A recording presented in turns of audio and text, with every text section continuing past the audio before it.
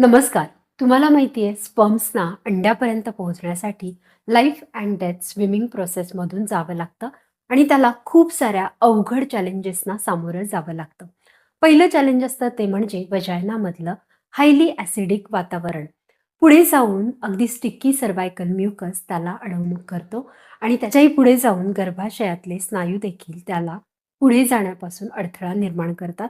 पुढे गेल्यानंतर ते कुठेतरी लॉस देखील होऊ शकतात.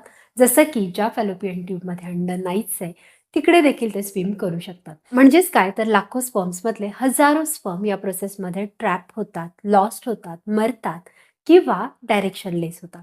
या हजारो स्पर्म्समधनं काही डझन स्पर्म्सच अंड्यापर्यंत पोहोचू शकतात आणि या डझन स्पर्म्समधले अतिशय मोजके आणि त्यातलाही एकच स्ट्राँग स्पर्म हा अंड्याला पेनिट्रेट करतो. अंड्याचा आउटर शेल पेनिट्रेट करून पुढे अंड्यामध्ये प्रवेश करतो आणि मग यानंतर दुसरा कुठलाही स्पर्म या अंड्यामध्ये प्रवेश करू शकत नाही. कारण अंड्याचं कवच त्यानंतर अशा प्रकारे फॉर्म होतं, की इतर कुठलाही स्पर्म आतमध्ये मग प्रवेश करू शकत नाही.